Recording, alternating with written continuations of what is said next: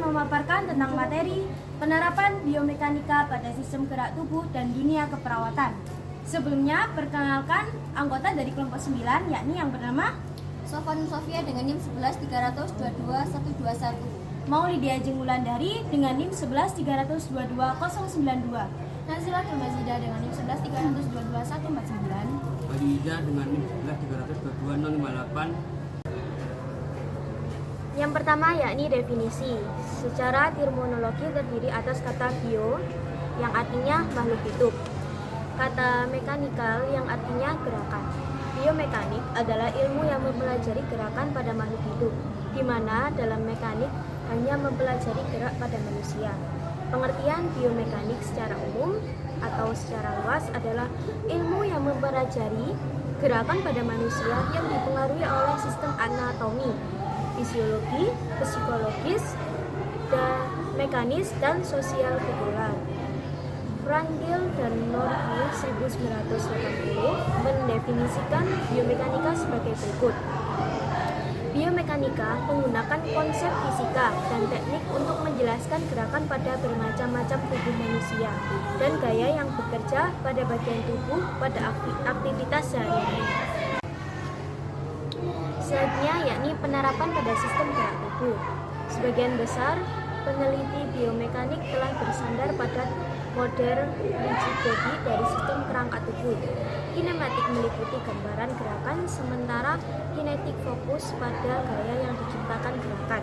Ada banyak variabel biomekanik dan diantaranya dapat dikelompokkan sebagai salah satu dari skala atau vektor. Meskipun biomekanik kuantitatif akurat, sebagian besar ahli kinesiologi menerapkan biomekanik pada tingkat kualitatif atau konseptual. 9 prinsip biomekanika dapat diartikan untuk menerapkan ilmu dalam pelatihan profesional: coordination, time, inertia, range of motion, balance continuum, interaksi segmental, proyeksi opsional, dan putaran. Kesembilan prinsip ini dapat diterapkan menggunakan model analis kualitatif yang komprehensif. Selanjutnya ada contoh teknologi biomekanika. Penerapan dalam dunia kesehatan terdapat teknologi laser, teknologi radiasi, dan teknologi ultrasonik. Pembagian biomekanika dibagi menjadi 3, yaitu biostatik. Biostatik yaitu studi tentang struktur makhluk hidup yang berhubungan dengan gaya-gaya ketika mereka berinteraksi. Yang kedua yaitu biodinamik. Biodinamik yaitu studi tentang dasar-dasar dan pembagian yang dilakukan oleh makhluk hidup. Yang ketiga yaitu bioenergetik yaitu studi tentang transformasi energi yang terjadi dalam tubuh makhluk hidup. Bioenergetik terkait dengan proses biotermodinamika. Contoh teknologi biomekanika yang pertama yaitu analisa kuantitatif.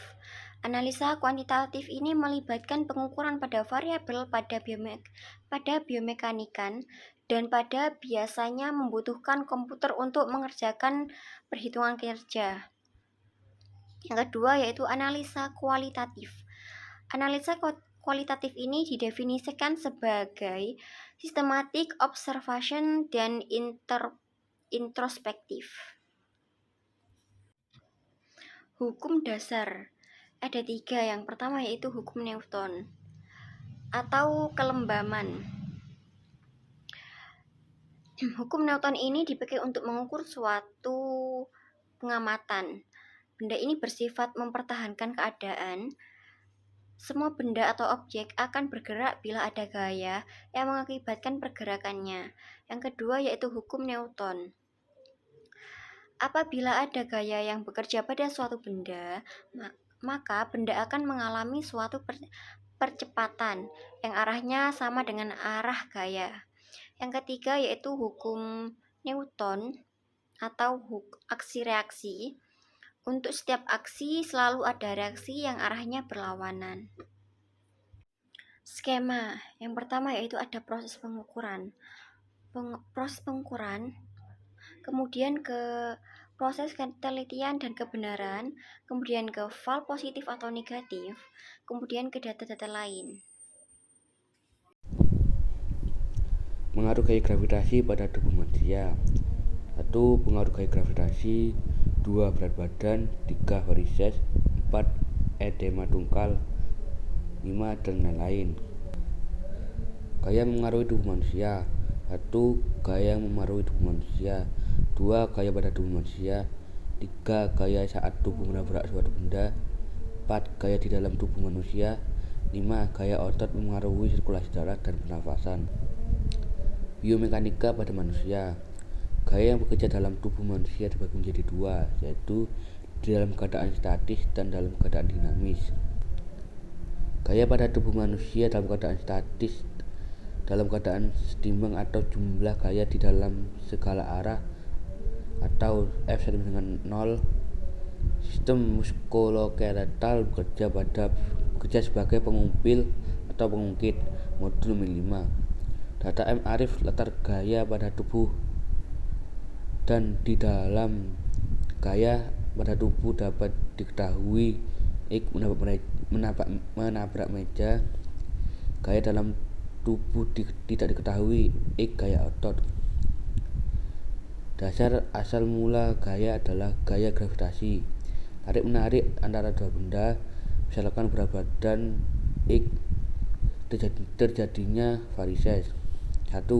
Gaya pada tubuh manusia dalam keadaan statis. 2. Gaya pada tubuh dalam keadaan dinamis. Gaya dalam tubuh manusia dibagi menjadi 3. Yang pertama yaitu gaya gravitasi, yang kedua yaitu gaya reaksi, dan yang ketiga yaitu gaya otot. Gaya gravitasi yaitu gaya yang melalui pusat massa dari tiap segmen tubuh manusia dengan arah ke bawah. Besar gayanya adalah massa dikali percepatan gravitasi. Yang kedua yaitu gaya reaksi, yaitu gaya yang terjadi akibat beban pada segmen tubuh atau berat segmen tubuh itu sendiri. Yang ketiga adalah gaya otot. Gaya otot yaitu gaya yang terjadi pada bagian sendi, baik akibat gesekan sendi atau akibat gaya pada otot yang melekat pada sendi. Gaya ini menggambarkan besarnya momen otot. Kelas pengumbil. Kelas pengumbil dibagi menjadi 3 kelas, yaitu yang pertama kelas A. Titik tumpuan berada pada gaya berat dan otot. W sama dengan gaya berat dan M sama dengan gaya otot. Titik pengumbil yang kedua yaitu kelas B, yaitu gaya berat di antara titik tumpu dan gaya otot.